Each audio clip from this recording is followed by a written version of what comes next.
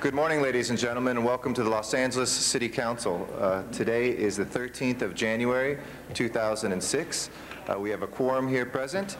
Welcome all, and I know we have quite a special day today planned with Rosa Parks Day and also celebrating the birth of Martin Luther King Jr.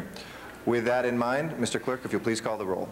Cardenas, Gruel, Hahn, Weezer, Labange, Padilla, Parks, Perry, Reyes, Rosendahl, Smith, Weiss, Wesson, Zine, Garcetti. 10 members present and a quorum, Mr. President. Thank you very much. First order of business. Approval of the minutes. Mr. Smith moves and Mr. Reyes seconds. Those are approved.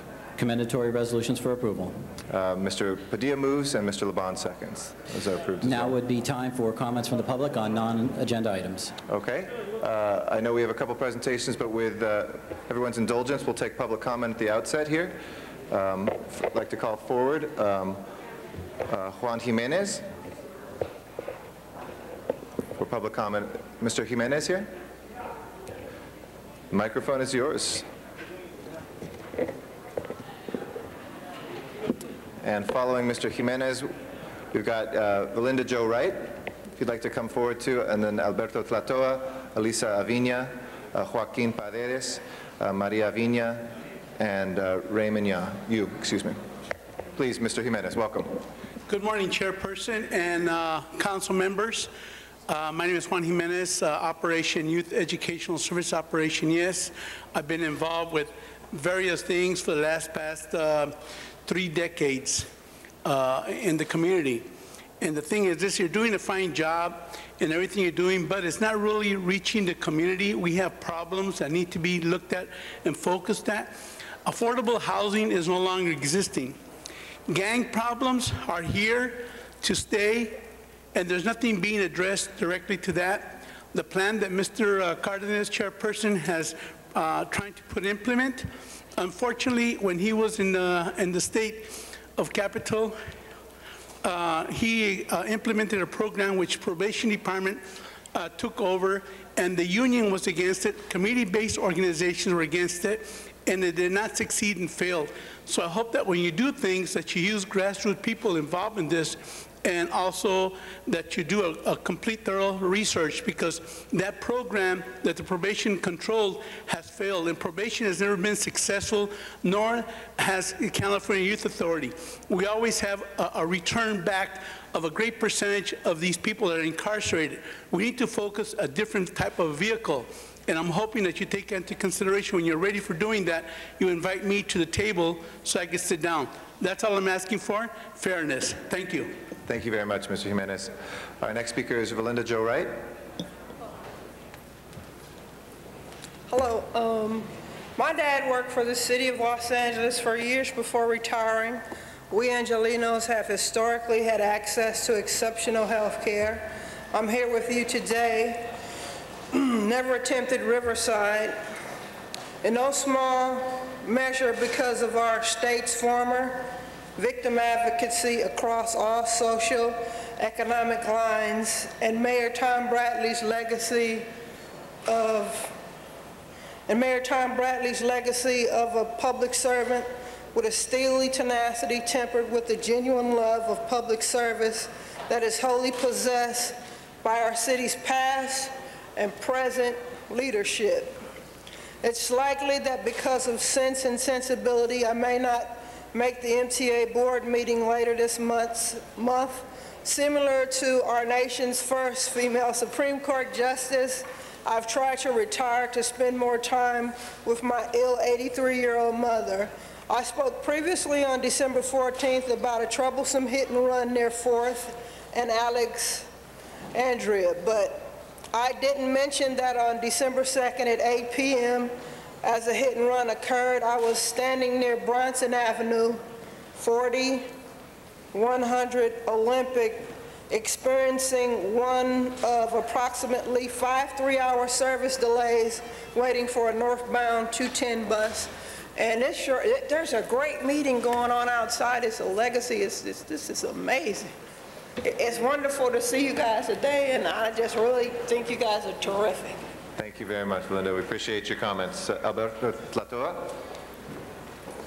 Good morning, City Council members. Good morning. The South Central Farm has flourished over the past 13 years, Its benefits are clearly visible. This project reflects community unity in its commitment in preserving the wonderful oasis that the South Central farmers have created. This project does not utilize any governmental funds apart from the land use. We as a community have preached its many benefits: nutritious food, safety environment, family space, green space. Yet this body has not done anything to try to preserve this wonderful oasis that the South Central farmers have created. This project should be emulated instead of being destroyed. This city council has the power and the mayor to give Mr. Ralph Horowitz an alternative site. Los Angeles does not need more warehouses, it needs more green space. South Central farmers feeding families, feeding friends, and feeding hope. Y aquí estamos y no nos vamos. Thank you very much. We have also Elisa Avina, Joaquin Paredes, Maria Avina, who are here as well. Raymond, you? I'm here. Good morning. My name is Raymond Yu. I have a public comment about the 2006 and beyond 107th Annual Golden Dragon Parade route will be on Chinatown, which is on Saturday, February 4th, 06 at 2 p.m. But I have the sample display of the Golden Dragon Parade route. This is source of Chinese Chamber of Commerce and LA Golden Dragon Parade.org maps, and this is the sample of the 2006 and beyond Golden Dragon Parade, the parade route. The parade route will start at Cesar Chavez Avenue and North Spring Street, Main Street, and the parade route will be on Cesar Chavez Avenue, North Broadway, Bernard Street, and North Hill Street, ending at North Hill and Ord Street, but the float staging area will be on College Street and North Spring Street for the parade loading zone. Because the parade route has been changed at this time, so the officials decided to change the parade route. The parade route will start at Cesar Chavez on North Main instead of Los Angeles City Hall since last year, 1994. This year, parade route will not start at LA City Hall at this time because the parade route has been changed and changed to the Go 9 Chinatown station.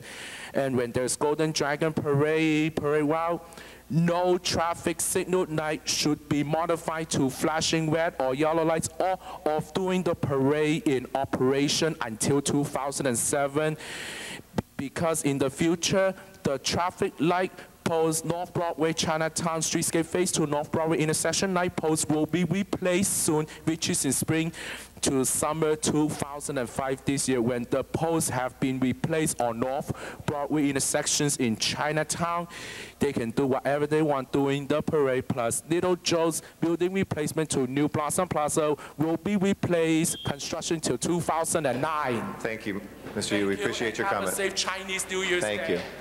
Our next speaker is William Morrison.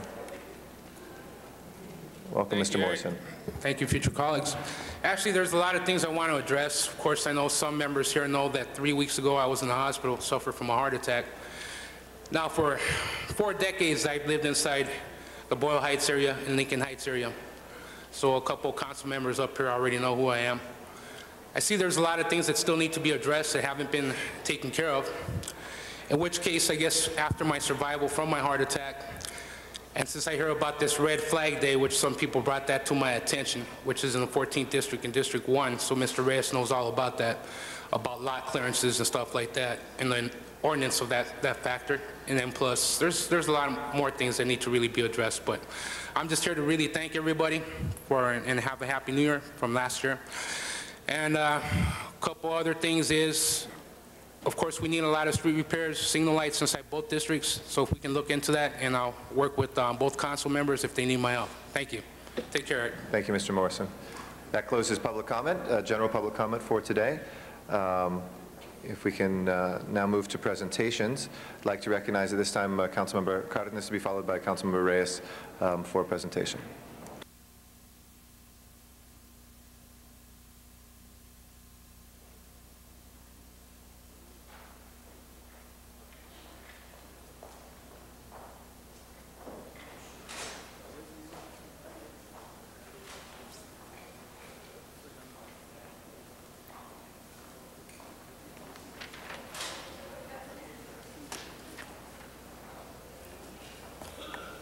I'd like to invite the representatives of the Home Care Workers Training Center to please come forward.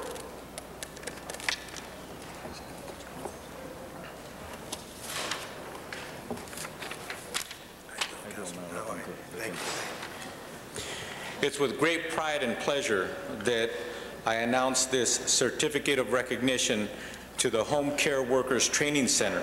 And I must take a couple of minutes to explain to you why they're so unique and so special and why they deserve this honor.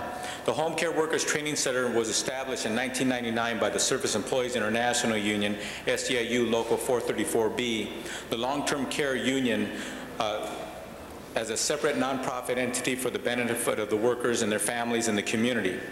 The important thing to note here is community, and you'll hear in a minute. The training center provides home care workers with the tools to achieve their full educational and professional potential while providing quality care to our senior and disabled communities and addressing the critical need for the training of nursing, staff, and long-term care facilities. We actually have 130,000 home care workers providing essential home and health care throughout the state of California. Whereas the training center offers job readiness, skills building workshops, including resume writing, interviewing skills, and effective communication on computer use are available as well. And their staff provides individual assistance to students. The training center works with various agencies to place programs so that they can graduate these people into other jobs. And that's the key thing to note. We're honoring a union, Local 434B, for the commitment to the community. This is a unique commitment due to the fact that this training center actually graduates people out of their union. In other words, this particular union has embarked on a mission, and they've recognized that we are underfunded and underprepared to prepare people for this critical industry. So they've taken it upon themselves to offer these programs to their union members. And oftentimes when they graduate and they increase their skills, they are graduating their own members out of their union. I think it's a phenomenal example of what commitment to community really is. This union is willing to forego and sacrifice its membership for all the right reasons in an altruistic manner that is seldom seen anywhere. They are actually reducing their numbers, but the only reason why they're doing it is because they recognize that they need to be there for their membership. And if being there for their membership means that they're going to train them and then they will leave them, that's exactly what they're doing. They recognize that the community at large needs these services. And government and private industry is not even coming close to training the number of personnel that we need in these professions. And these are professionals. And yet they're willing to take it upon themselves and do so. And they've perhaps graduated more individuals from this particular facility than any other facility in California. This is something that was born out of the hearts of 434B, and this is something that is providing service, badly needed service, to seniors and people who need health care in the home. And this is something that they are doing. They're trying their best to do it with dignity. This industry is not paying much at all to their workers. This particular union affords those members that dignity, that minimum dignity that they deserve to do this wonderful job, this important job that we should be very proud of in this country, and we're very proud of here in Los Angeles. So with that, I'd like to invite the representatives to come forward so that they can receive this honor and this recognition. And I want to give a special opportunity to Tyrone Freeman to come forward and say a few words about how special this program is and how important it is that they continue and that we support them. Thank you very much. Thank you so much.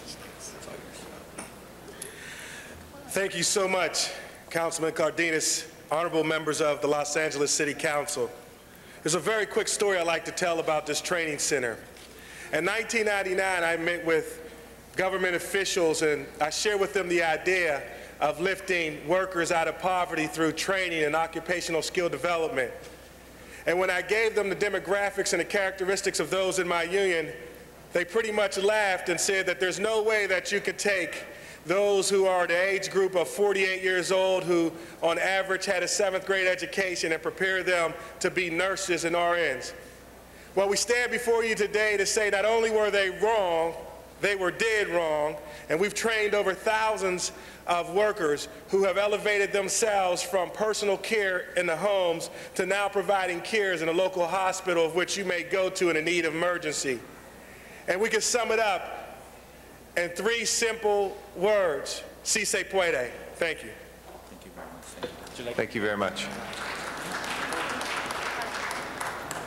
Thank you very much for the honor. It truly is a privilege to share with you some of the great work that Home Care Worker Training does, but primarily because it benefits individuals from the community. And on behalf of the participants that we serve and the community members, thank you again very much.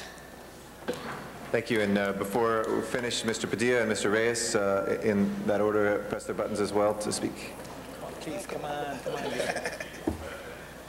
Just want to rise in support of this presentation and to be part of the praise that we're giving to this worthwhile cause. Well, I know a significant part of the presentation spoke to what it means for organized labor. That is critical, but really let's not undervalue or underestimate what this means for our healthcare system overall. We hear day in, day out, week in and week out, how unaffordable healthcare costs are, the burden that it's placing on the public sector, particularly the state, and this in-home supportive services, home care, is what's allowing people to affordably keep their dignity by living at home, in their home, but being able to take their medication, tend to their hygiene, do those sorts of things that keep people living independently and be able to choose a lifestyle that's not as expensive as being in private care and those sorts of things. So I commend what SEIU 434B is doing. The training center allows your employees not to only serve this vital function, but to do so in a way that they know they're well educated, well prepared, well trained, and the ballot continues to make sure you're justly compensated for that work. So congratulations. Thank you. Thank you, Mr. Reyes. Thank you, Council President. I just wanted to rise also and thank my colleague, Councilman Cardenas, for bringing forward this program and to provide the city, community at large, the great work that the union is doing. Mr. Freeman and his colleagues, every year they have a picnic, they get together, they celebrate all of their accomplishments. But we also know that many of the conditions that workers find themselves in senior facilities and how they're treated, the conditions they work in are critical issues. To see this kind of program actually promote the workers to another level of independence while attending to the service that's direly needed, especially in low-income communities, communities of color. We have issues of language, culture, that are very sensitive issues to the notion of being independent. And for that, I thank you for all that you do. You folks are the unsung heroes, and let's keep up the good work and keep supporting you in every which way we can. Thank you so much.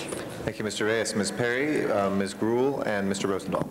Tyrone, I just wanted to say you don't realize the impact you have on community folks. Whenever I go to a high school graduation or a graduation at the adult education programs, high schools in the district, one of the things I hear the people who've gone through the LVN program is that they want to get into the home health care workers or 434B because they see it as a way to complete their career path. And I just wanted to say that to those who, not only to you, but to those who are listening, that your organization is very clear in its mission and has never deviated from the objective of giving people not only the rights and the entitlements that workers should all receive, but a clear-cut career path, a place to start, and a career that actually never ends.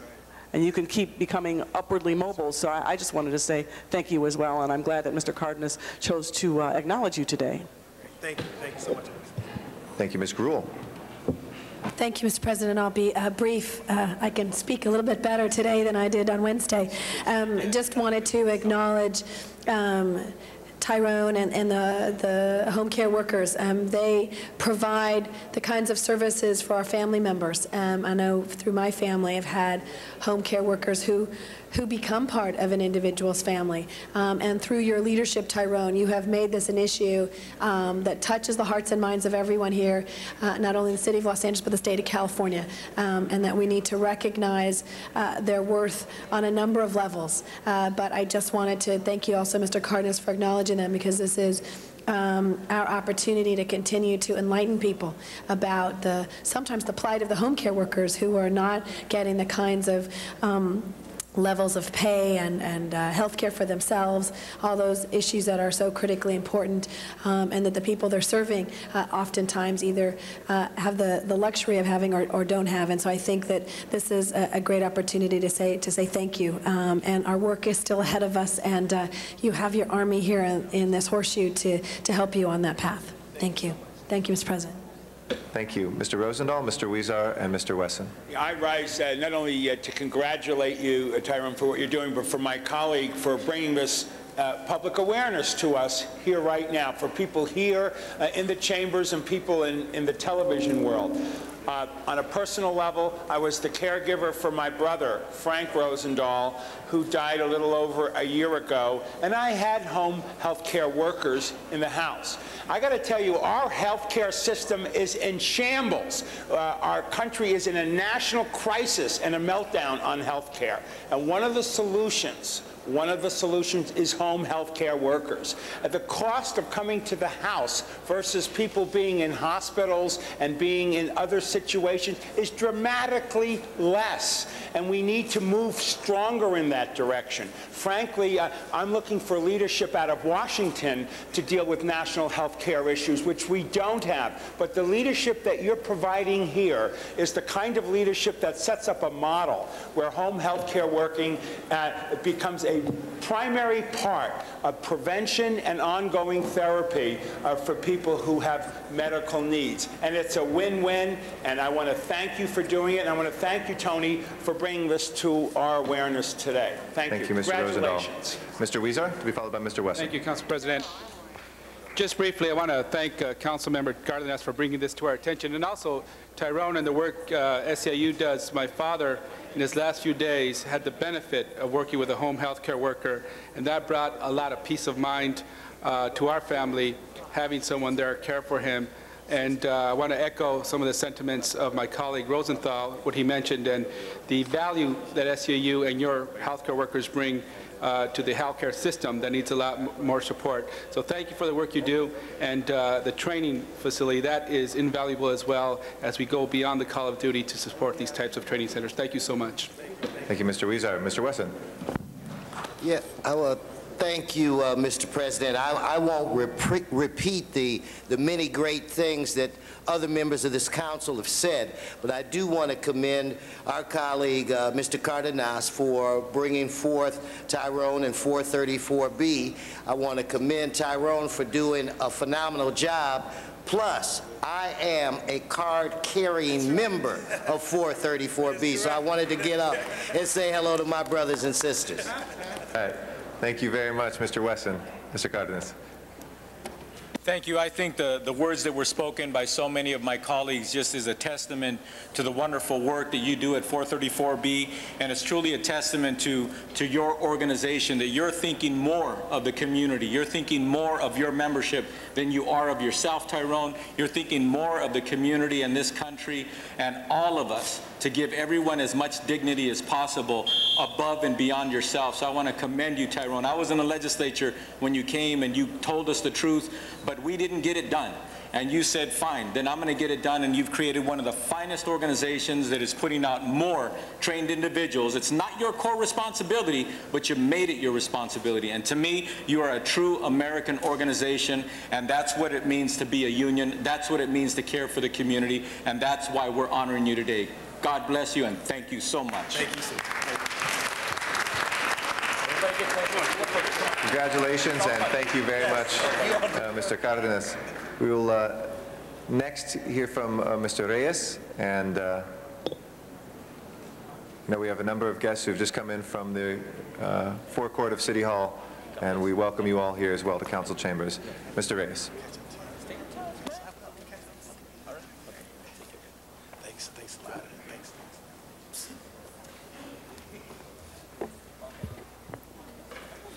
Good morning, colleagues.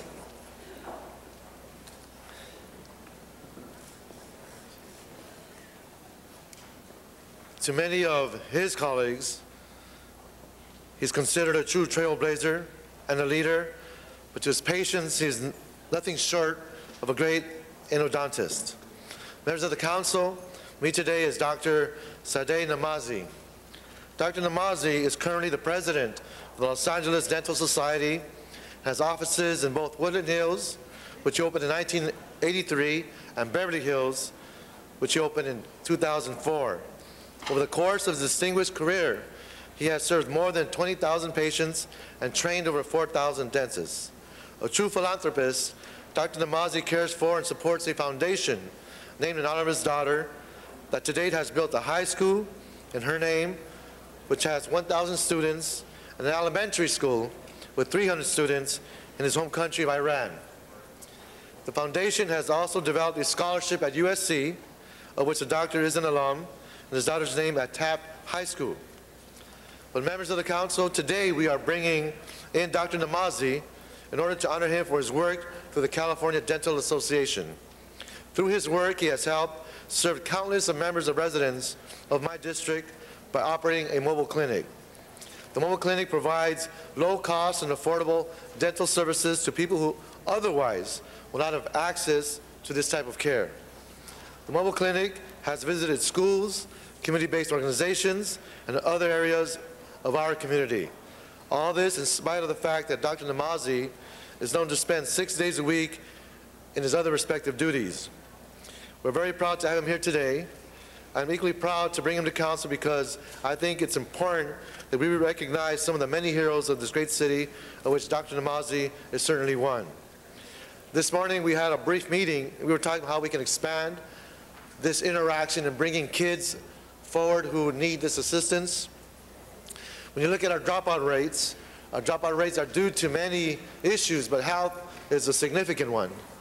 Many of our kids don't have the ability to get their eyes, get their ears checked, let alone the condition of their dental needs.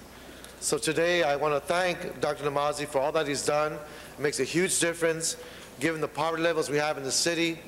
What they do and how they give back will make a huge difference for many children, and hopefully we can see more of them smile.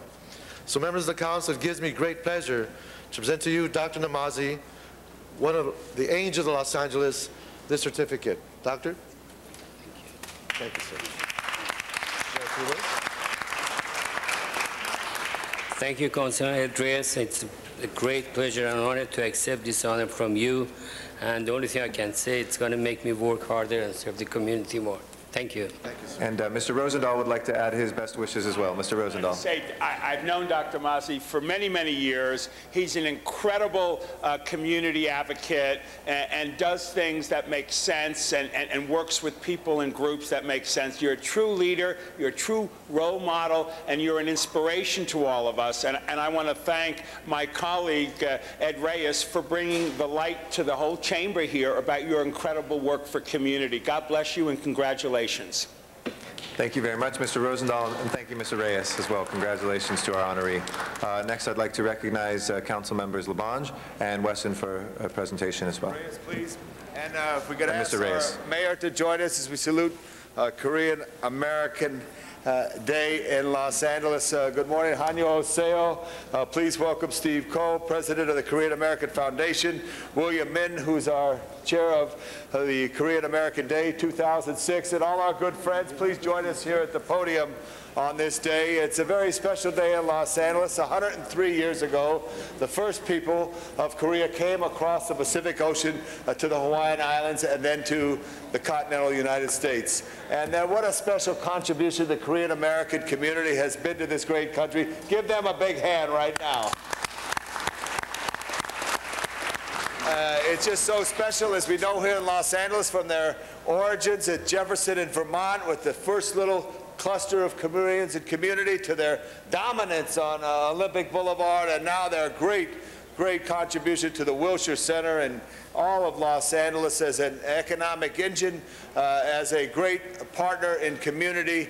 The Korean American community is certainly one to be commended, and this is their day by federal legislation, and we're lucky here in Los Angeles to have great partners with that. And I don't know, our mayor is very special in this regards here, and we do have a proclamation that lists all the great achievements which we will know in education and cultural activities, but I'd like to call on the mayor, who has graced this council chambers, for a few remarks on Korean American Day in the great city of Los Angeles. Mayor Villaraigosa.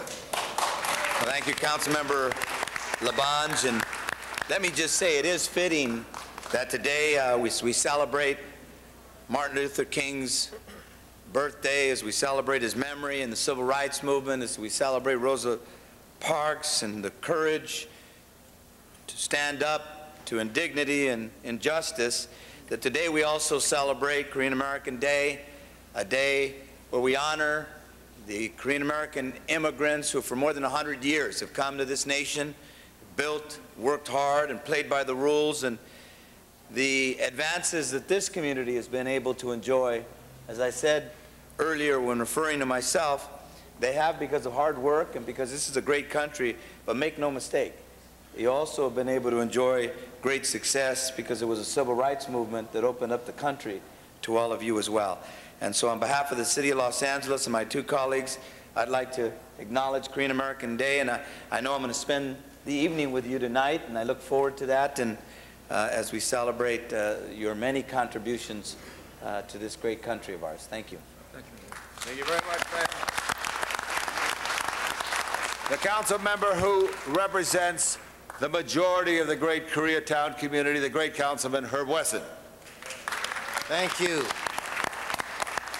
I think I'm going to take Councilman Labange around with me wherever I go so that he can introduce me as the great. I like that. Thank you, Tom. It's an honor to acknowledge my friends. It's an honor to acknowledge individuals that I've had an opportunity to work with since 1987. And my dear friend Stephen Coe, who's right behind me, come up here. I had the honor, he's a successful banker, but he's the chairman of the foundation, and I had the honor a few years ago to recognize them in the Capitol when I was Speaker of the California State Assembly. Anyway, congratulations, and thank you all for all that you do. Thank you so very much. In fact, let me say it this way. 대단히 감사합니다. And now the great councilman of the 1st District, who this morning celebrated Korean American Independence Day and this special day at the Good Samaritan Hospital, which has been such a beacon of help for all Los Angeles and the Korean American community, the great Ed Reyes. Councilman. Thank you, Tom. 안녕하세요. I just want to say it's a privilege to be here. We did spend the morning at the Good Sam Hospital celebrating this great day. I've been able to see since the early 90s the evolution of the Korean community, especially in Los Angeles, with all the new churches, all the new businesses, apartments, all the housing that is being developed throughout this corridor around MacArthur Park, Vermont. At one point, it did represent a greater portion of the Korean American community, but today we see it spreading, growing, adding to this great city of ours and its diversity. So I congratulate them. It's well deserving. As we honor St. Patrick's Day, as we honor Mexican American Day, Cinco de Mayo, and everything else that we are able to enjoy, it's one more element of food and culture and song that we can celebrate. Congratulations for all your contributions. And we've come a long way from the riots, and we're going to make a lot of change to prevent those kinds of incidents in the future in the city. Thank you so much. Yeah. Thank you very much, Mr. Reyes. Now I say, 감사합니다, Chingyu Stephen Coe, President of the Korean American Foundation of Los Angeles. Stephen, for remarks. Thank you. Thank you, such a warm welcoming, especially Mayor is here, and all the council members, and our representatives behind supporting us here. We thank you so much again. Thanks to LA City's approval of our Korean American Day resolution 3 years ago, with the state of California, Now, last December 2005, Korean Americans got approval for the resolution of Korean American Day from Washington's House and Senate. Finally, every January 13 would be Korean American Day nationwide. We thank you, City of Los Angeles, first because City of Los Angeles gave us that honor, and as inspired by Martin Luther King Jr. and many other great leaders of the country, and also remembering the famous line of President Kennedy, ask not what the country can do for you, ask what you can do for the country. That is the true spirit of our Korean American Day, because we call Los Angeles and California and America our home. Thank you so much. Thank you. And before our next presentation, Ms. Han. Stephen, and also we have Grace Mr. Labange, right here from Mr. Labange, one second. Executive Ms. Director. Han would like to say something right before that. Ms. Han. Sorry, Ms. Han. Excuse me. Thank you, Mr. President. I rise to stand and salute the Korean American friends that we have in Los Angeles as we celebrate this day. I am very lucky to represent San Pedro, where, of course, we have the Korean Friendship Bell, which stands as a symbol of the friendship between the people of Korea and the people of the United States, particularly the people of San Pedro. The Korean Friendship Bell is rung 4 times a year. July 4th for our Independence Day, August 15th for the Korean Independence Day, September something for Constitution Day, and New Year's Eve. And this New Year's Eve, I was there at midnight, and it was broadcast live to the people in Korea. And I was able to wish all of our Korean Americans and those in Korea a happy, peaceful New Year. And when we ring the bell, and we should make that commitment again today as we celebrate this, that we should all hope for, pray for, and work for a peaceful unification for Korea. Thank you very much. To close, Grace Yu, Executive Director. Ladies and gentlemen, we just wanted to once again thank you for this honor of recognizing Korean American Day. But again, it would not have happened without the great works done by civil rights leaders such as Martin Luther King Jr. And we would be remiss if we did not acknowledge that and understand that where we are today is because of the history paved by others. And we want to just acknowledge that and say thank you. And we look forward to working with every community in the city of Los Angeles, which is so great. Thank you. Thank you very much. Thank you very much. Thank you, council members. Thank you. Thank you, Mr. Lutz. Next, I'd like to recognize council members Perry and Parks for a very special presentation. You got it. Get it, Jen. Jump in. Get right next to it. While we're waiting on this, maybe we'll run through the agenda. I know, Mr. Parks, you wanted to call one item special, item number 18, is that correct? We have a technical amendment coming through. Okay, so we'll hold that on the desk. Let's run through the agenda while we're just taking that picture if we can real quick. Mr. President, before beginning the regular agenda, there has been a request to continue item 7 to Wednesday, January 18th. Is there any objection to continuing item 7, colleagues? Seeing none, so ordered. Unanimous vote. On the regular agenda, items 1 through 6 are street lighting district items, notice for public hearing. Okay. Let us open the public hearings and close the public hearings. And do we keep those open, or are those to vote on today? These are the ordinances, either confirming the assessments or abandoning the projects. Please prepare the roll and tabulate the vote. 13 ayes. Those are approved. Items 8 through 14 are items for which public hearings have been held. The Housing Committee has submitted its reports for items 12 and 13, and the Plum Committee has submitted its report for item 14, and those have all been circulated. Okay, any specials, colleagues? Seeing none, let's prepare the roll, tabulate the vote. 13 ayes. Those are approved. Next items. Items 15 through 17 are items for which public hearings have not been held. 10 votes are required for consideration. Okay. Let's open and close the, let's see, sorry, which items again? So that there's. These are items 8 through 14. Okay, we have a card on item 14. I'm so sorry. Let's call that special. These are actually items 15 through 17, Mr. President. 15 through 17, I'm sorry. So 15, we have a card. Let's call that special. Any other specials, colleagues? Not, please open the roll, close the roll, and tabulate the vote. 13 ayes. Okay, next items? On the continuation item, agenda item 18 is an item for which public hearing has been held. Okay, let's hold that on the desk for the technical amendment, and let's do the same with 19 for right now as well. And with that, we still have a couple other items, colleagues, Rule 23 and special, but with that, we'll return to the presentations now. Recognize Mr. Parks, Ms. Perry, and Mr. Villaraigosa. Thank you, Mr. President. We're here today, and it's such a special kickoff to the Black History Month and Martin Luther King's birthday and upcoming Kingdom Day parade in the city of Los Angeles. But today to honor Rosa Parks, and I'd like to start off, before I get into the commendation, is a quote that she made when so many people were honoring her about her refusal to give up her seat in the bus. And her comment was, people always say that I didn't give up my seat because I was tired, but that isn't true.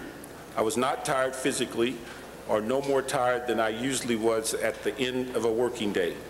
I was not old, although some people have an image of me being old then. I was 42. No, the only tired I was tired of giving in. And I think that's the essence of why we're here today. But for all of us, Rosa Parks is viewed as the mother of the civil rights movement, a brave woman that in December of 1955 was arrested and fined in Montgomery, Alabama for violating a city ordinance for refusal to give up her bus seat for a white passenger. I want to repeat that, for refusal of giving up her bus seat for a white passenger. The historical incident led to the formation of the Montgomery Improvement Association, led by Dr. Martin Luther King Jr. This association called for a boycott of bus company, which lasted more than a year and brought worldwide attention to both Rosa Parks and Dr. Martin Luther King. It was not until November 1956 that the U.S. Supreme Court outlawed racial segregation on busing, deeming it unconstitutional. Many people thought it was unconstitutional when the Constitution was developed. The court order arrived in Montgomery in December 1956, and the bus boycott ended the next day. Her courageous act, not getting up from her bus seat, sparked the civil rights movement and ended legal segregation in the United States of America. Rosa Parks was born Rosa Louise McCauley in Tuskegee, Alabama, February the 4th, 1913. She married Raymond Parks in 1932 and became a member of the Montgomery chapter of the National Association of Advancement of Colored People and served as his secretary until 1956. She moved with her husband and mother to Detroit in '57, and from '65 to '88, she served as a staff member of the Michigan Congressman John Conyers, Jr. She remained active in NAACP, the SCLC, and established an annual Rosa Parks Freedom Award in her honor. She is the recipient of numerous awards and tributes, including the NAACP's highest honor, the Springham Award, and the prestigious Martin Luther King Award. Cleveland Avenue in the city of Montgomery was renamed Rosa Parks Boulevard, and the former President Bill Clinton awarded her the prestigious Presidential Medal of Freedom, the highest honor in the United States government that a civilian can achieve. Unfortunately, Ms. Parks passed away at the age of 92 on October 25th, 2005. She made her final historical mark when she became one of the first women and the second African American to lie in honor in state at the U.S. Capitol Rotunda. It's resolved today that the council and the support of the mayor that we declare and recognize Rosa Parks as an American treasure and declare Friday, January 13th as Rosa Parks Day in the city of Los Angeles.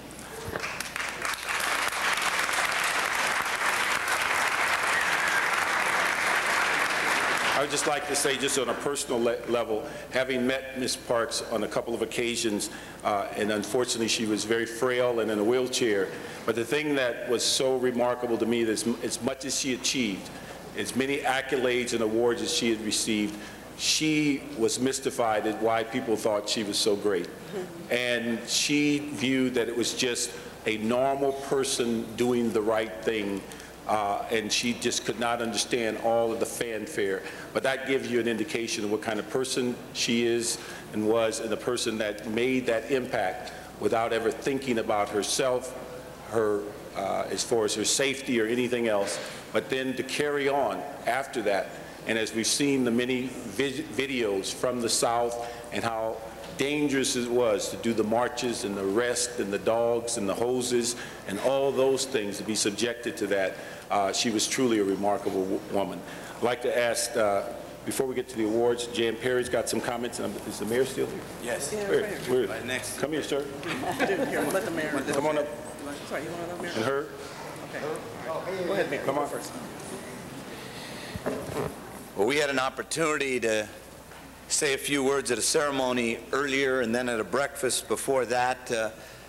I want to join my council colleagues, and I call them council colleagues because I served on the council for 2 years and very proud to have done that. And you know, today as we celebrate Martin Luther King's birthday, it is fitting that we also celebrate the life and the struggle of Rosa Parks. I said earlier today that I had an honor that I don't believe will be matched or equaled any time in my lifetime, and that was to be able to speak at Rosa Parks' funeral. And the chill that I had down my spine and the goosebumps on my arms and neck reflected the fact that I knew I was participating in a little part of history.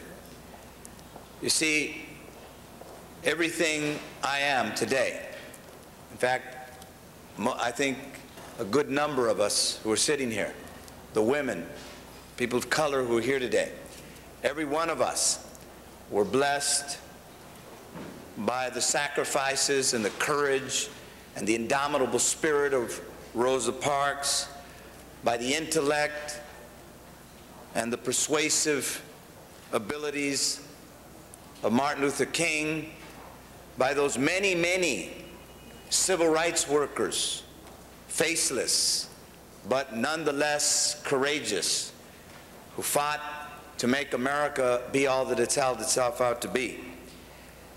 I remember hearing the many people speak, and what all of us, I think, had in common is that we understood that Rosa Parks was not just a great African-American woman, she was a great American.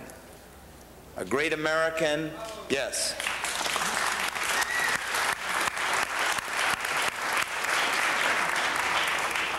A great American, just like those founding fathers who first started to articulate a vision for equality, but nonetheless fell short. Just like the great Abraham Lincoln, who tried to make that original intent on the part of the founding fathers a dream come true and a reality. And just like the third chapter in America's history, to be a place of equality and justice. And so we're very proud to have flown, thanks to Southwest Airlines, the Rosa Parks family, not the entire family. I was at the funeral, and she's got a big family from Atlanta and Detroit and New York and many cities, but a few of the members of the family to acknowledge this celebration here in the city of Los Angeles. And so I want to thank Councilmember Parks and Councilmember Perry and Wesson for celebrating Rosa Parks' memory. And I think every one of us, and I think Jesse Jackson said it best when he described what Martin Luther King was doing on his last birthday, because he was with him the entire day.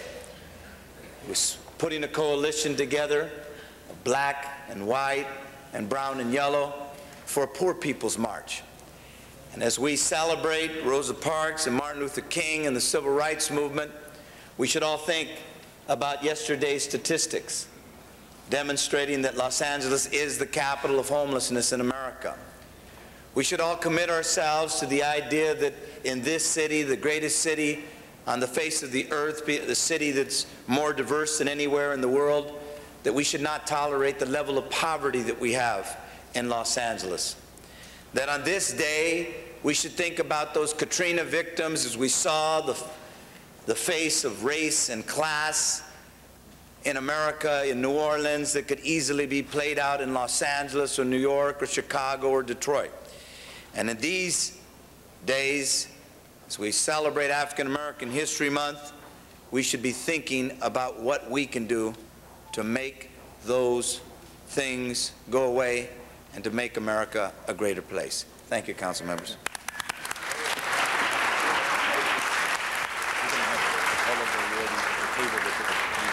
Thank you, Mr. Mayor.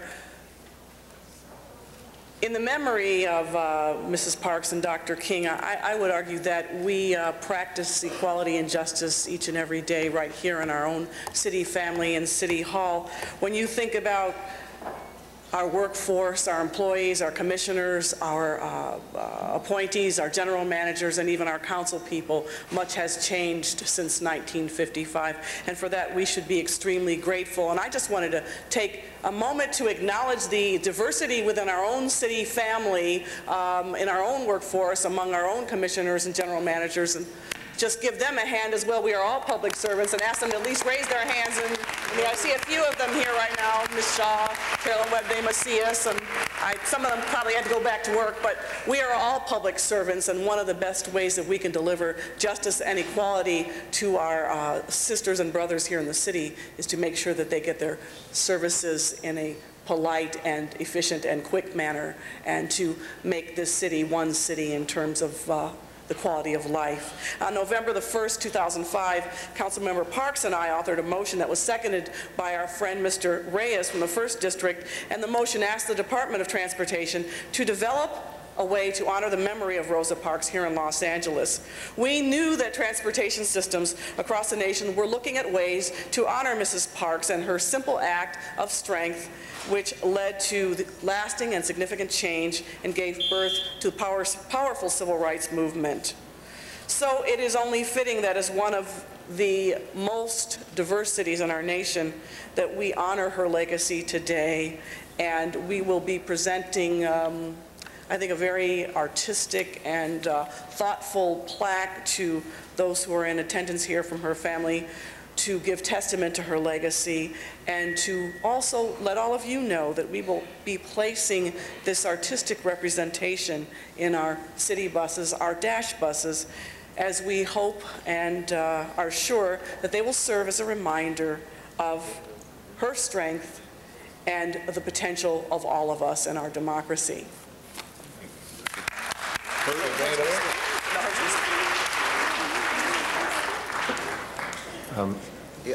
I'll try to be brief. I do want to say that on the first day that I was elected, it's funny, you have two speakers up here, former speakers, so we have speaker stories.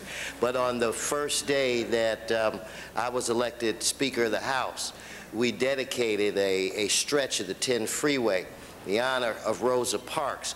We had a bus that was a replica of the buses used back in the olden days, the one that she was forcibly removed from. It was a phenomenal honor for me. She was unable to attend, but when I talked to one of her associates, the message that she relayed to me from Miss Parks was that she had been honored all over the world, and she didn't ever think she had a freeway named after her. So I feel proud that we were able to do that. So anyway, welcome to Los Angeles. Tomorrow we're going to have rain. The people from Detroit may have brought the rain, but I guarantee you it will still be better weather than back in Detroit this time of the That's me. Mr. Rosendahl would like to add a comment as well. I just wanted to rise for a minute and let us know that we all have benefited by Rosa Parks. African Americans, Latinos, Asians, and us white folk. That's the first thing I want to say. Second thing is, to tie it to Martin Luther King is a brilliant idea.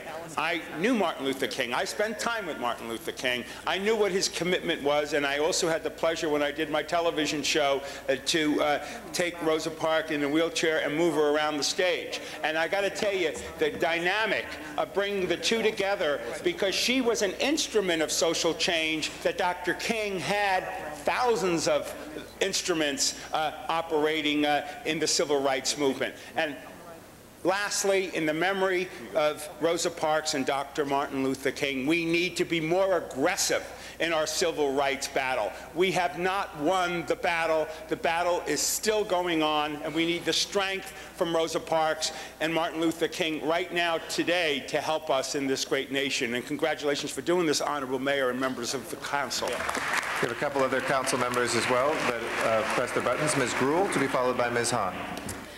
Thank you, Mr. Garcetti, and I will be brief because so much has been said about Rosa Parks, who led the way, not only civil rights for the African-American community, but I also think for women in this country, and what a difference we can make. And so I want to thank the family, thank Mr.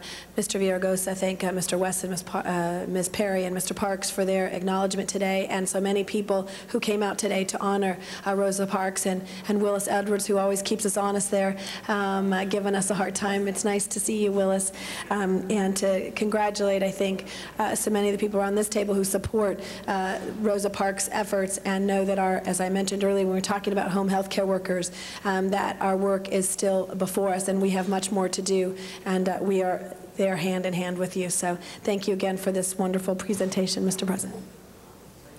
Ms. Hahn. Thank you, Mr. President. Well, I just want to welcome the family of Rosa Parks here to Los Angeles. We in Los Angeles considered her one of us. She spent a lot of time here in Los Angeles. I was very honored to have met her and spent some time with her. My father, Supervisor Kenny Hahn, would have an annual event honoring Dr. King at the hospital in Watts, which bears Dr. King's name. And one of those events, he invited Ms. Parks to be there, and I was so honored to sit next to her and draw from her strength. I love that plaque. I love that poster, Inspiration for a Nation. And I think what's so great and how she inspires me is that she was one woman. And she was one woman who had her own sphere of influence. That happened to be a bus. And I'm thinking of all the people who are riding our public transportation in Los Angeles, and every one of us who knows the right thing to do, who knows when we should speak up, who knows when we should fight for someone who's been oppressed or treated unjustly. And maybe that poster in one of our buses will move someone that day as they go to work, as they go home, as they go about their daily life, to finally make the move, to finally speak up, to finally stand up for someone who they know needs someone to fight for them. It's a beautiful honor for Rosa Parks, and I know just looking at it inspires me to do just that simple act of doing the right thing for someone who has been long oppressed. So thank you. Thank you, Ms. Hahn. Mr. Labange? Thank you very much, Mr. President, members, Mr. Mayor. I was 14 years old, and I worked at 1803 South Vermont, Los Angeles, at a print shop, and Lester Ballard, who was from Texas, told me all about the Rosa Parks story. And I recall that and this is like in 1966, 67, and then I recall that my children now, who are 7, 11, several years ago, told me about Rosa Parks, and they're learning in the public schools. So the history has changed, and this great woman, although elevated this year to heaven, is so special. And I know as Southwest here, Southwest Airlines, which brought you here, and I see their commercials, and they have that little tag, now you're free to move around the country. Think of Rosa Parks, is how that she has brought freedom to all in moving around, and Mr. Rosendahl is right about everything. The struggle continues every day. God bless the family, and God bless for being a family, because it's so important, a family, to carry on what the ones who went before you stood for. Thank you, Mr. President, and thank you, Mr. Mayor, Mr. Parks, and the great Jan Perry. Ms. Perry. Thank you very much, Mr. President. We are going to take a moment and move the group to the table to take a group photo, but want you to have on the record the names of the family members who are here, and they are here with their friends and loved ones as they receive a copy of the plaque that we are going to present to them today. Alice Hardaway and Carolyn Green, Loretta White, Anthony White, Barbara Alexander, and of course I want to acknowledge Willis Edwards for all the hard work he put into making this event possible today, and to make sure that all the family members were able to come here and to give them that special recognition that they deserve. And I'd just like to say that the cert that I read earlier, signed by the mayor, Ms. Perry, our president, Mr. Garcetti, Mr. Weston, and myself, will be given to each one of those family members to take posthumously a certificate of honor and a declaration of Rosa Parks Day for January the 13th. And also, we could not leave the podium without talking about a most recent achievement, the first black female in the history of the city of LA to be in leadership of the city council. Jan Perry.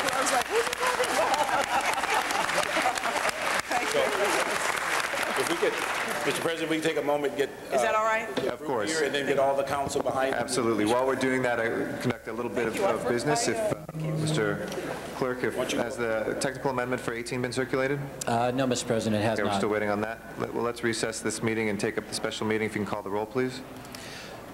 Cardenas, Gruel, Han, Weezer, Labange, Padilla, Parks, Perry, Reyes, Rosendahl, Smith, Weiss, Wesson, Zine, Garcetti, 13 members present and a quorum, Mr. President. Okay, take up item number 1. Item 1 is an item for which public hearing has not been held. Okay. And 10 votes are required.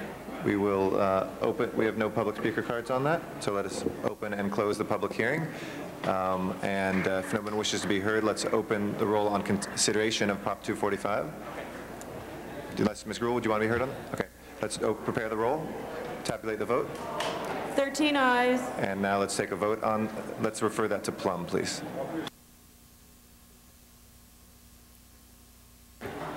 And that is now, we will now, that's finished of the special agenda meeting? Okay. That finishes that meeting. Okay, let us hold on 1 second for this, and Ms. Green is going to say something on behalf of the Parks family as we take this picture.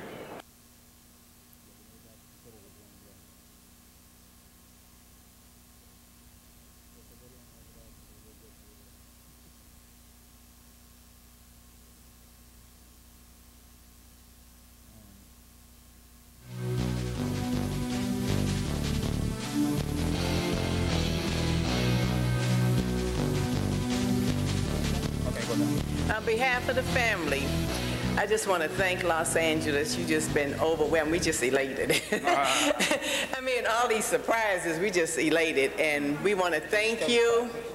And we just want you to continue to keep forward, because we all standing here because she sat down. So we want you to continue her work as she would want all of us to do. We thank you, we thank you, we thank you. It's about 5 or 6, maybe about 50 thank yous back there. Thank you. Mr. President, my name is Willis Edwards, and I'm the Vice President of Development for the Rosa Parks Institute. I have the distinguished honor of being given a gift by the family to organize the funeral, and we had several citizens from the city of Los Angeles who participated. And I want, for the record, I wanted to say Rochelle Settles, who was from Ward Amy Church, did a fantastic song in Washington, D.C. Mr. Bernard Kinsey, who is here, spoke in Washington, D.C. And our mayor spoke at the funeral in Detroit, and he did a fantastic job. And Artist Lane has said that she will do a special portrait for the mayor of the city of Los Angeles. We would like to ask all of you to join us in keeping her legacy alive. We're doing 2 projects in Los Angeles. One is the Ward EDC, which is named after Rosa Parks, which Leo Branton and Jackie DuPont Walker are doing. And then we are developing a learning center, so we have something of substance in Los Angeles by Karen Wade. It will be named the Rosa Parks Learning Center, training our children with computers and senior citizens. So thank you all very much, and God is good all the time.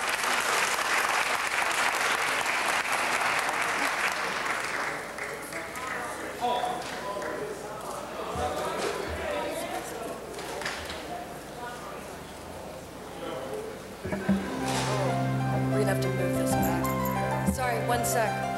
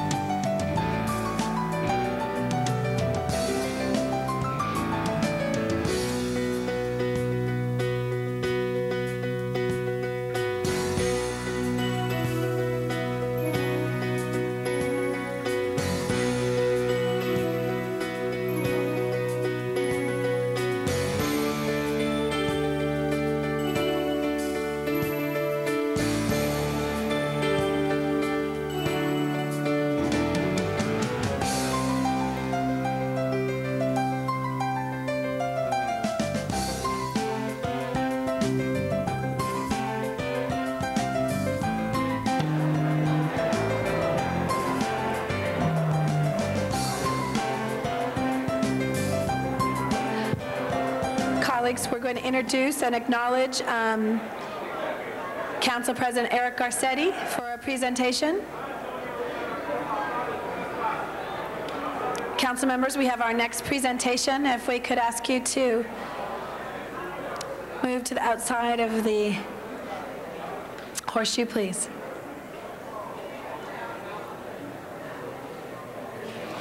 I'm sorry. We have another presentation. Sorry, sir. We have public comment, maybe. Thank you very much, Madam President. Thank you, Mr. Garcetti. If we could have quiet, please, in the chambers. Thank you. Thank you, Madam President. And colleagues, it gives me great joy today to be able to present resolutions to three great Angelenos, Wesley Tanaka, Randall Lee, and David Almaraz, who have been members of our Industrial Development Authority, who have served with distinction for 10 different calendar years between 1993 and 2004, with one of them, and then two subsequent appointments under Mayors Tom Bradley, Richard Reardon, and Jim Hahn. Under their leadership, the IDA really has blossomed, and I can say that as chair of the HCD committee, I've seen what their actions have done to market this great tool that we have to bring jobs here to Los Angeles, to help local businesses improve what they are able to do. And they have issued under their leadership over $230 million in industrial development, empowerment zone, and nonprofit bonds, creating almost 3,000 jobs here in Los Angeles. And during the same period, the IDA facilitated $1.5 billion in multi-jurisdictional bond issuances, resulting in over 9,000 jobs here. In the memory of Martin Luther King and Rosa Parks and the great things that have been said today, we know that social justice means actually getting dollars to where they need to be and getting those jobs rolling out, and these three board members have done just that. They've actively marketed the services of the IDA to the public as well as the bond financing community, and since their departure, their legacy has continued to yield rewards for the city. The IDA issued an additional $75 million in empowerment zone bonds, nonprofit bonds, and also companion financing products to 7 businesses in Los Angeles, creating another 712 jobs. The jobs just keep coming. So the IDA continues to expand our visibility. We invite businesses and people who might be listening today to contact our Industrial Development Authority through our Community Development Department to learn how you can grow your business, to learn how you can bring more jobs here. We can help you and we can be your partner. And Wesley Tanaka, Randall Lee, and David Almaraz have been a big part of that. So please give them a warm round of applause and thank them for their service. David Almaraz. Thank you. Wesley Tanaka.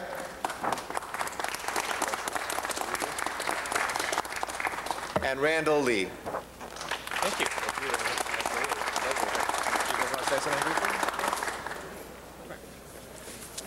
Through the LDA, we are able to keep businesses in Los Angeles, and hopefully will continue to provide good jobs for our fellow Angelenos. And some of the people behind us, our colleagues, Keith Allen Neeson and Ren Blythe and May Smith, they're continuing to do the job for us. Thank you very much. Just want to tell the council thank you. It was an honor working with you, trying to create jobs in the city of LA, and we hope that the council and the IDA continue to create those jobs and high-paying jobs for the citizens of LA. Thank you. Thank you very much, and I just certainly want to acknowledge that we certainly couldn't have done our job as board members without the incredible staff throughout my tenure and their hard work, their creativity. They did all of the heavy lifting, and I think they made our job a lot easier. So thank you very much. Thank you very much, Madam President. Again, thank you to the CDD and to all those members of the IDA who continue to serve and all the staff who continue to grow those jobs in Los Angeles. We appreciate it very much. Thank you. Thank you, Mr. President. Mr. Clerk, as number 18, has the amending motion been distributed? It is in the process. It is in the process. Okay. But why don't we take special one? There is a special one that has been introduced, and the city attorney will speak to the findings. Thank you, Madam President. In December, a fire displaced 43 households from the affordable apartment building at 975 North Vendome Street. Since the posting of Wednesday's agenda, city staff was informed that the American Red Cross vouchers ceased as of January 3rd. The matter inadvertently was introduced and distributed as a Rule 16 motion on Wednesday. Due to the plight of the displaced tenants, immediate action is required today rather than next Tuesday. Council must first make findings pursuant to Government Code Section 54954.2 before considering the substantive motion. Nothing. Okay, so we will open the roll on this item and the findings, close the roll, tabulate the votes. 13 ayes. That item is now before us. Mr. Garcetti. Thank you very much, Madam President. Just very briefly, colleagues, I ask for your support on this. For those of you who may be new members or folks who haven't experienced this, when there is an emergency in your district with a disaster of some sort or slum conditions, which results in people losing their apartments, we do have and the precedent of making sure that Angelenos are taken care of. In this case, in Silver Lake Echo Park area, when we had this tragic occurrence of a fire, we want to thank the Red Cross for their heroic efforts. They actually put these families up at the Echo Park Rec Center for some weeks, and now this will allow us to move forward with getting those folks on with their lives, so I ask for your support. Thank you very much. Thank you, Mr. President. Seeing no individuals on the speaker queue, that item is now before us. Madam Clerk, open the roll, close the roll, tabulate the votes. 13 ayes. That item's been approved. Thank you. We're still waiting for the technical amendment. Yes. Mr. Garcetti. 19, we have public comment cards. Is there someone that would like to move item number 19 to open up public comments?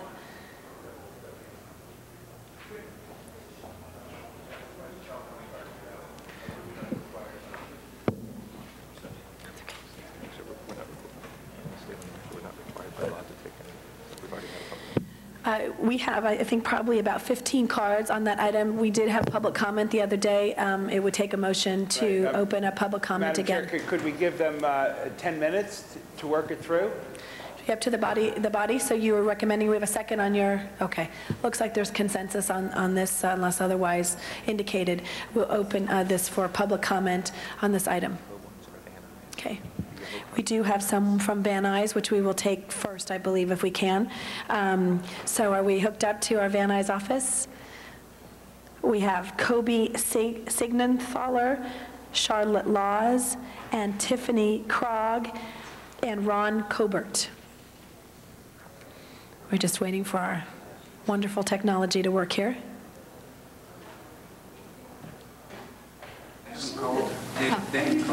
I can hear you. Hello, council members. Thank you. And can we tell the Charlotte, we can only see half your face, so maybe they'll, there you go. Okay. Maybe they can bring the camera down a little bit as well. So they're perfect. Thank you very much. Welcome. Thank you for being there in the Valley today. Please go ahead. I am Dr. Charlotte Laws, member of the Greater Valley Glen Council and president of the Director of Animal Welfare Program, also known as the DAW program, which operates through the Neighborhood Council system. About 1/3 of the DAWs are elected neighborhood council members. A majority of DAWs signed a letter to the mayor 2 months ago urging Mr. Stuckey's removal for reasons solely connected with his non-performance on the job. Mr. Stuckey's termination is supported widely by ordinary Angelenos who care about animals. Although Mr. Stuckey has attempted to portray his termination as inspired by radicals, the contrary is true. Mr. Stuckey was welcomed on his arrival in LA and has had ample opportunity under 2 mayors to do the job for which he was hired. But unfortunately for Los Angeles and countless animals, he has not succeeded. Time restrictions prevent a detailed consideration of all the ways Mr. Stuckey has failed as General Manager of Animal Services. However, it is noteworthy that he, 1, negotiated a disastrous spay-neuter van contract that will cost the city $1.1 million over 3 years while reducing available services and increasing animal deaths. 2, after a year on the job, he told the Animal Services Commission that he had no idea of the hours of operation of the shelters under his management. 3, he has publicly disagreed with the no-kill shelter goal set forth by both Mayor Hahn and Villaraigosa. He refuses even to meet with nationally acknowledged no-kill shelter experts. Dr. Laws, if I could just ask you to conclude, if you could conclude, please. Thank you. There is no shred of evidence that the mayor's termination decision was taken for political reasons. Indeed, the new mayor gave Mr. Stuckey ample time to prove his worth. Mr. Stuckey's departure is of benefit to our city, our local communities, the Department of Animal Services, and the animals who cannot speak for themselves. Thank you. Thank you. Next speaker in the Valley, I don't know if Kobe is there or Tiffany. Ron Cohert. Hello. My name is Tiffany Krogh. I'm an attorney and the Director of Animal Welfare for the Van Nuys Neighborhood Council. This Wednesday, I finally obtained the release of an abused mini pinscher from the East Valley shelter. The dog was brought into the shelter in early November after her owner hit her with a car and left her to die in his driveway for 5 hours. Under Stuckey, this dog sat in a shelter cage just large enough for her to lie down in and with no opportunity for adoption. Under Stuckey, this dog would remain in this cage for 2 months. Under Stuckey, this dog caught mange and became malnourished. Under Stuckey, this dog would have continued to stay in this small cage with mange and malnutrition because Stuckey and the shelter employees would not allow this dog's release until the owner was prosecuted for abuse. They said the dog was an evidence dog. However, the city attorney could not prosecute the owner because under Stuckey, no shelter employee sent an abuse report to the city attorney for 2 months.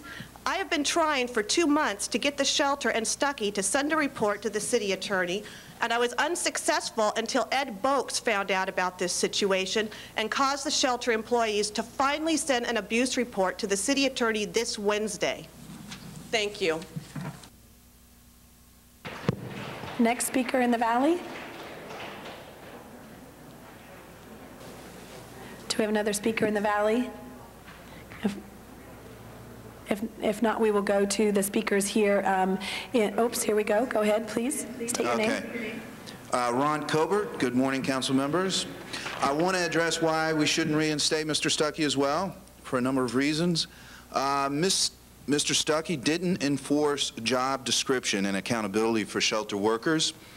Mr. Stuckey created a plan of action that was not specific, but merely an internet template-like boilerplate that was widely criticized because it said nothing to make action. Mr. Stuckey was let go for good reasons. He should not be reinstated. And in conclusion, Mr. Stuckey asking for a $155,000 servant's package, which wasn't in contract to begin with. This, to note, is a candidate who does not care to take the extra mile and improve the Los Angeles Animal Services. If he did care, he would, in fact,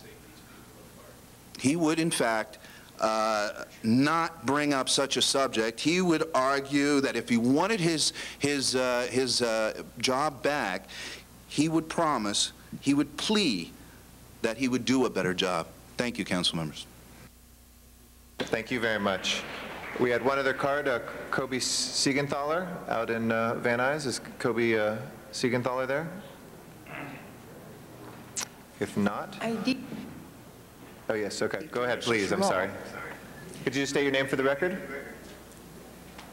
Will you please give us your name and go ahead? My name for the record is Kobe Siegenthaler. Okay, thank you, Kobe. Go ahead. I did refer my 1-minute speech to Mrs. Law. So if she has more to say, please let her go. Okay, thank you. Keep running the clock. Ms. Siegenthaler's time, Ms. Law, if you'd like to finish that off. Well, go ahead.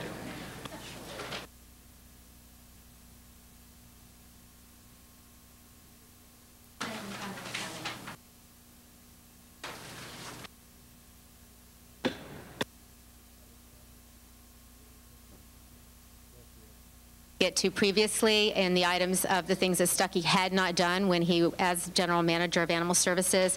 Number 4, he has consistently disrespected the directives of the LA Animal Commission and ignores the humane community that does so much voluntary work.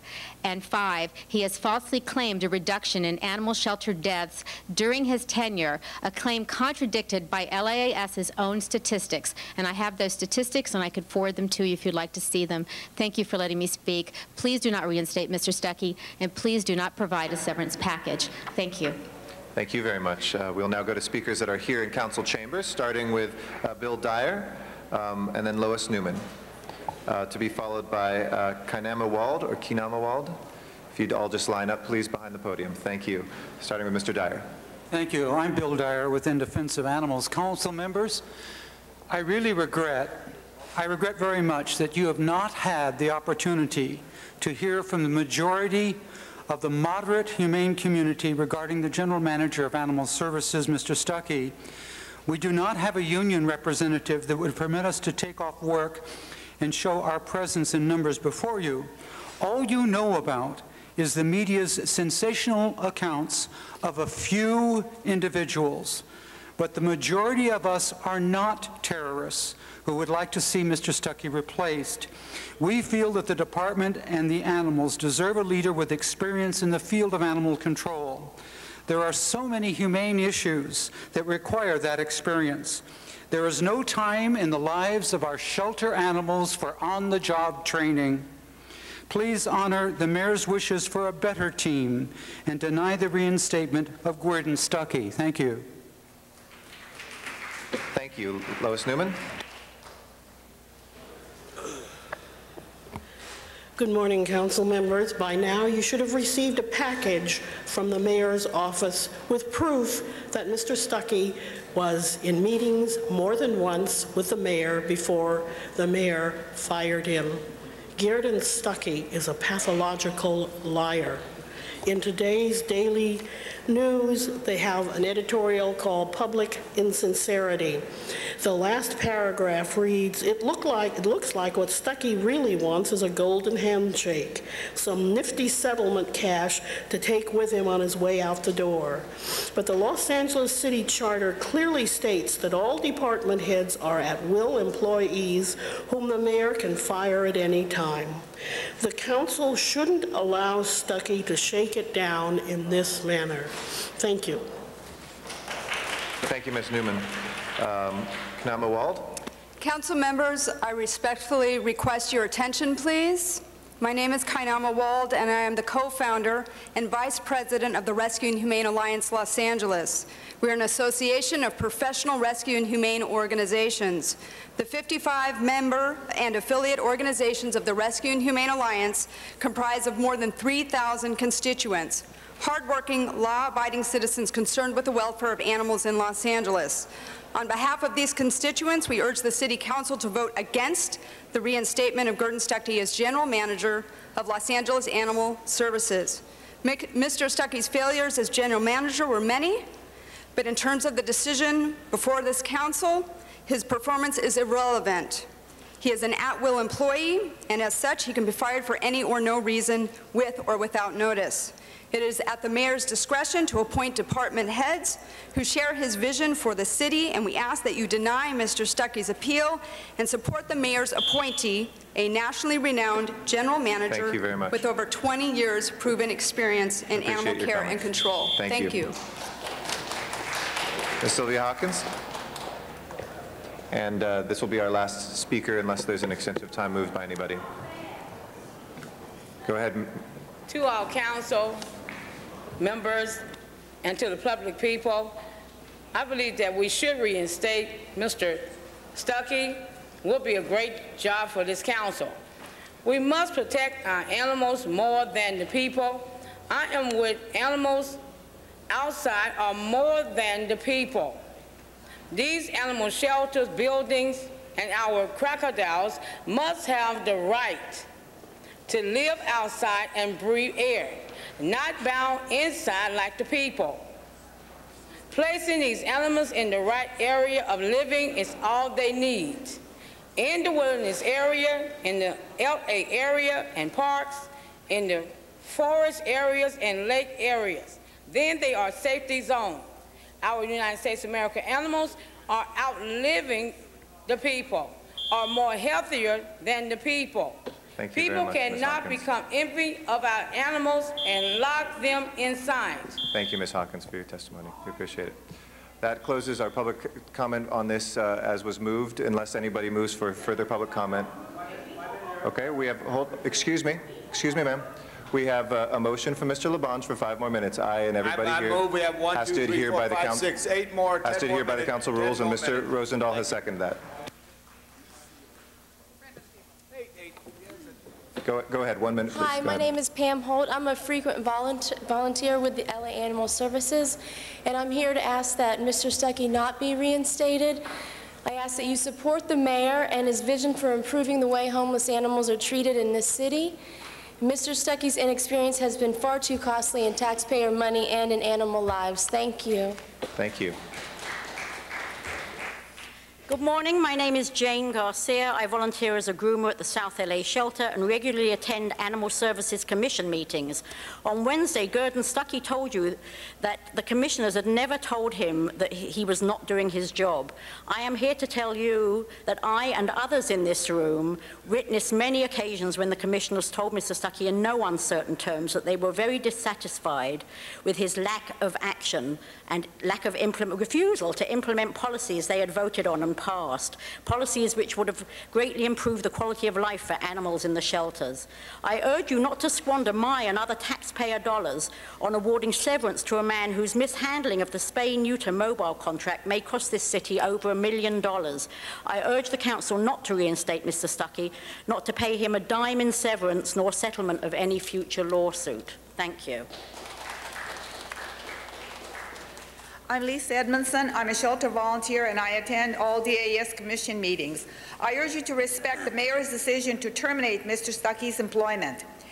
I view Mr. Stuckey as though he were a blind person desperately trying to paint the landscape.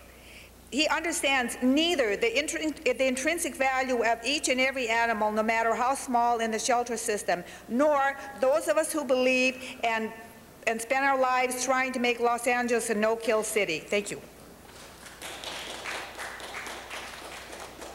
Mary Catalano. I am a rescuer and I've previously volunteered for the City of Animal Services. I'd like to request that you all pay attention to me when I'm speaking, and all of us, because we did take off work. Mr. Parks, please, and the other gentlemen that are in the City Council, we do pay your salary. We'd appreciate Just to let you know, I asked for extra time, And so I if you just appreciate address it. it, it will go on the public record. Thank you. Okay. I hope that they catch up because they're not paying attention. Thank you very much. We'd like to request that you deny the reinstatement of Mr. Gordon Stuckey because he has no experience with animals. He was absent when invited to educate himself by coming to a seminar arranged and attended by the mainstream animal rescue community to learn about no-kill solutions for the city of Los Angeles. He has no pets of his own. He has no background in animal services. Under his reign, 2 volunteers were fired, one of them who was denied access to the city pounds because she spoke out against rabbits being fed to a snake handler, given to a snake handler outside the back door of one of our city shelters. and a rabbit spay neuter has not gone into effect, although voted on by the commission. Okay. Thank you very much. That's my time. Thank you. Thank you very much. We appreciate your same thing. Please. Hi, my name is Laura Cochran. I speak today as a veterinarian, member of the mainstream animal community, and a former employee of LA Animal Services. Mr. Stuckey was fired because he was an ineffective general manager. His tolerance of underperforming employees and his failure to consult with the nation's leading no-kill expert are just two of many reasons why Gurdon Stuckey should not be reinstated. But most importantly, he lacks the passion needed to make LA a no-kill city. Please support the mayor's decision. Thank you. I'm Mary Cummins. I volunteer at the Animal Services Shelters. I gave all of you a letter earlier which goes into specifics about what I'm going to say. Mr. Stuckey came before you on Wednesday. He specifically stated he was never given any goals or objectives. He said he was never told he wasn't doing a good job. I've gone to all the Animal Services Commission meetings for almost 5 years. He was told repeatedly by the commissioners he was doing a poor job. He wasn't meeting his objectives. He wasn't fulfilling his tasks. Mr. Stuckey also stated that he thought he had job security. On numerous occasions in these many meetings, he stated specifically, and I quote, "The mayor can fire me at any time. He can fire me at 5 o'clock today." Mr. Stuckey was not honest with you on Wednesday. Please do not reinstate Gurdon Stuckey. Allow the mayor his vision of making LA no-kill with the new general manager, Ed Boakes, who has over 22 years of successful experience turning around large shelters in large cities. Thank you. Thank you very much. Appreciate your testimony. I'm Jackie de Havilland, member of the Humane Animal Community. But first, Mr. LaBlanche, thank you for extending our time. Ladies and gentlemen of the council, you asked Mr. Stuckey some extremely pertinent questions on Wednesday. You received some fascinating answers. One of the most glaring difficulties with Mr. Stuckey has been his less than passing acquaintance with the truth. You have heard he has no animal experience. Let us then presume that Mayor Hahn hired him for his managerial experience.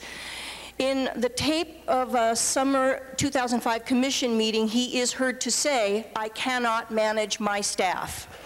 I have in my hand 11 programs Mr. Stuckey published as his own. Not a single one of these was of Mr. Stuckey's devising. In fact, one of these, for which he took credit, the Equine Emergency Rescue Team, has been in existence for over 35 years.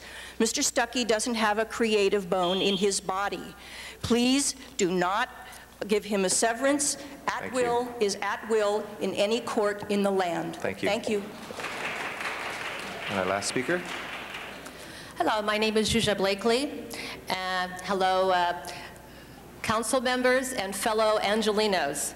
I was present here when the City Council approved Mr. Stuckey, including the then council member, Mr. Villaraigosa.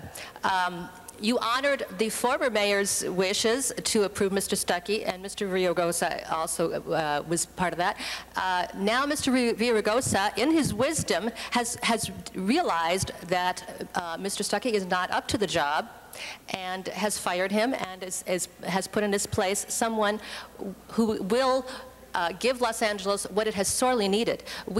Unfortunately, we don't need another bureaucrat, and that is what Mr. Stuckey is. It's not his fault. It's just that we need someone that really understands the vision of Los Angeles. We are a major metropolis in the United States and of the world. We stand in the forefront.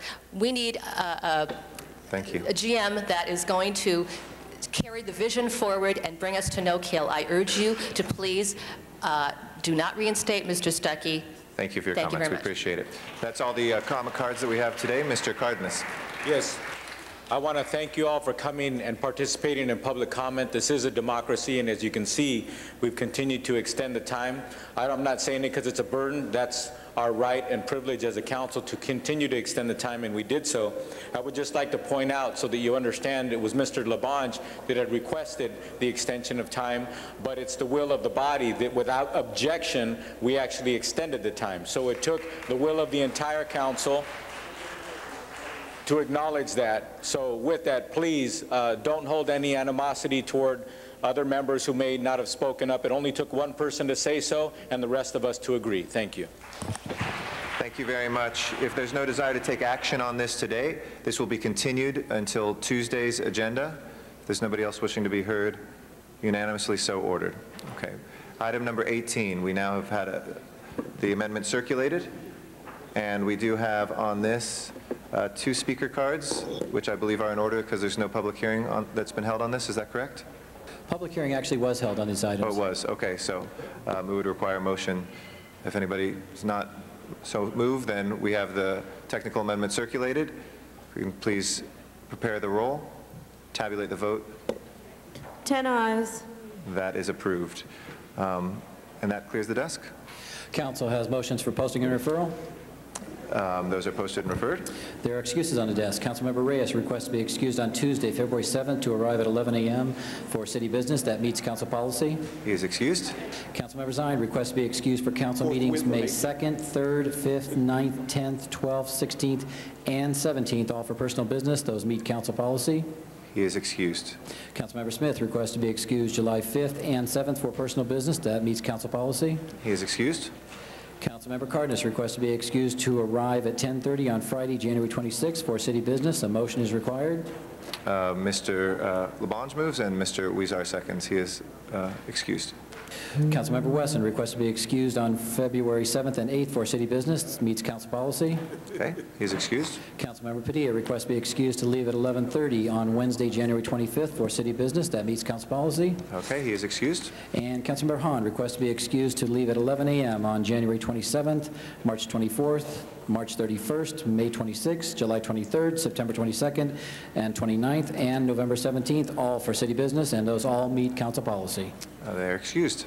That clears the desk, Mr. President. We can go forthwith, please, on item number 18 that we just passed, and also a special one, if that was not announced as well. All right, colleagues, any announcements from the council members? Announce what we're doing at 3 o'clock today. This morning, Mr. Labange? this afternoon at 3 o'clock in the great 10th District, Mr. Wesson will lead the charge along with the mayor and I as we dedicate the new Korean pavilion right there on the corner of Olympic and gateway to Koreatown, Olympic and Normandy Avenue. Mr. President, you know why they call it Olympic Boulevard? Why? Because of the 32 games, but why did they pick that section of street? Tell us, Mr. Labange. It was the 10th Street in Los Angeles, and the 32 games were the 10th Olympiad. So in between, there's 9th and 11th, and they chose 10th Street in Los Angeles to honor the Olympics. And that was the Olympic. You know that, Herb? Very nice story. Thank you. One day. That's all. That's the last thing. Other announcements? Mr. Padilla, does he have an announcement? Oh, sorry. Mr. Rosendahl. Yes, Mr. President. In about 20 minutes at noon, there's going to be a press conference in my district with the governor, with County Supervisor Zev Yaroslavsky, and with our mayor. The press conference is to talk about the HOV lane on the 405 going into the valley, which means going north on the 405. We actually have the lane coming south on the 405. And I just want to say that I am absolutely grateful that the governor has seen the wisdom of doing it, that the county supervisor is doing it, that the city council here is strongly in support of it. In fact, my colleague Wendy Gruhl, who's chair of the transportation committee, is going there. And I say to our people in the 11th district, finally, we're seeing leadership coming out of Sacramento for that lane. And I congratulate our mayor and our governor and our county supervisors for putting this together. That's happening in a few minutes. Thank you. With your indulgence, colleagues, item number 15 did have one public speaker card. I'd like to take up item number 15. And very good. It's okay. Ms. Sylvia Lynn Hawkins on number 15. We'd like to reconsider that. Let's open the roll on reconsideration. Tabulate the vote. And Ms. Hawkins, go ahead and speak on item 15, please. Thank you very much. I was just telling the officer I was not out of line. You just forgot number 15. We got the card late. Thank you, Ms. Hawkins. Officer. Again, to all council members and public people, as wise citizens of the United States of America, we must finally get to the point of no more taxes on businesses, houses, banks, cars, or on anything. At the ending the year of 2004, we all must be aware that Councilwoman Wendy Guguel didn't complete on time or pay her yearly taxes on all businesses, grocery stores, and events with each company on the agenda. This was not ever done. We're also aware of United States of America government workers that are over 55% of taxpayers are not paying on any taxes. As we cut our taxes on anything, we must have a resolution. It will also cause people that are tax-deductible payers not to get anything back on refund or 80% of anything that was giving out to the people, schools, events, businesses, or any contribution, plan of money, return gain back. Fighting this case or this cause of no taxes will cause the rich not to remain richer or rich, but we want everybody rich and not a certain district or area of California. Thank you very much. My name is Ms. Hawkins. Thank you very much. That closes public comment on that. If we can open the roll again, close the roll and tabulate the vote. 10 ayes. That is approved. Okay, colleagues, any other announcements? Mr. Parks.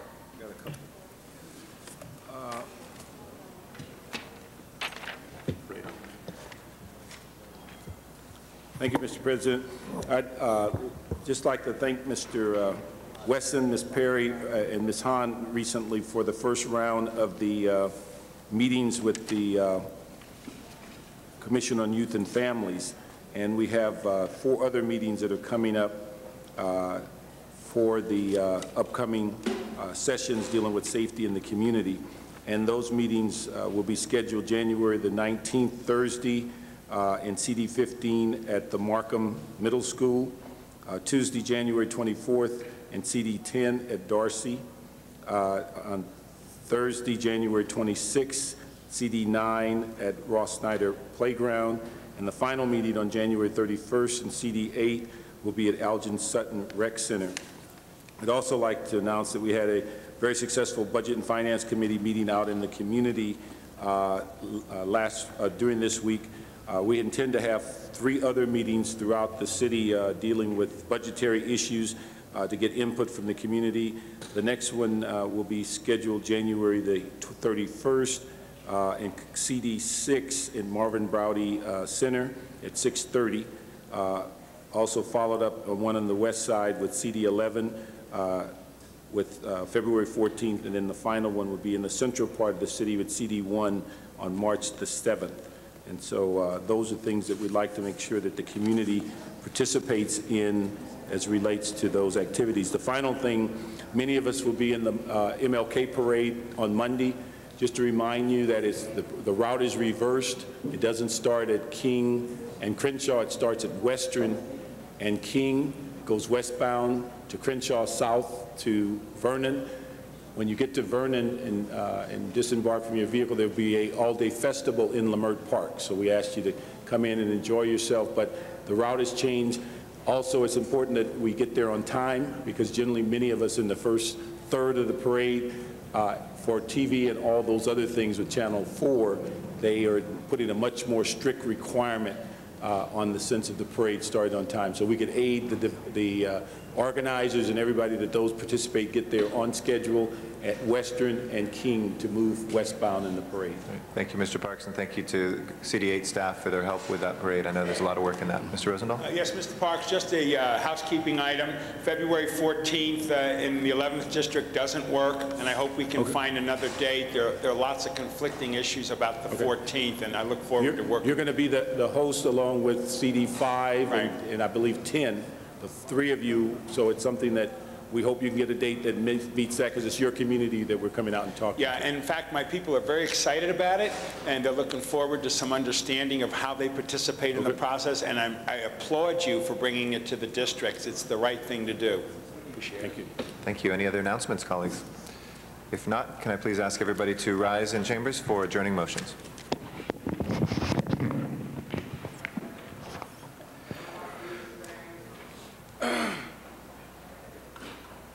Adjourning tributes. Mr. Huizar. Thank you, Mr. President. I have an adjourning motion for Alfonso Garcia Medina.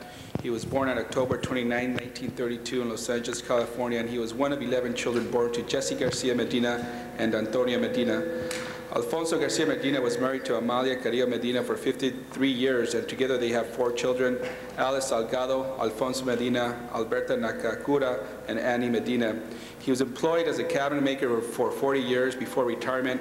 He was active in the local community over the years and received recognition from previous council member Nick Pacheco for participating in the first annual community fair, and from previous council member for the 14th, Antonio Villaraigosa, for taking part in the Neighborhood Leadership Institute training. He was also very active in the local neighborhood council in the El Sereno community. Alfonso Garcia Medina was a resident of El Sereno for over 43 years and passed away on December 21st, 2005. He is survived by his wife Amalia, 4 children, 7 grandchildren, and 4 great-grandchildren. Thank you. Thank you, Mr. Weeser. Mr. Padilla. Thank you, Mr. President. On behalf of Councilmember Brule, I ask that the council adjourn in memory of Bruce Campbell, who passed away December 28, 2005, at the age of 79. Bruce and his wife Carolyn have lived in the 2nd Council District in Shadow Hill for over 20 years. Bruce is a native of Los Angeles and received his undergraduate degree from UCLA and his law degree from the University of Southern California.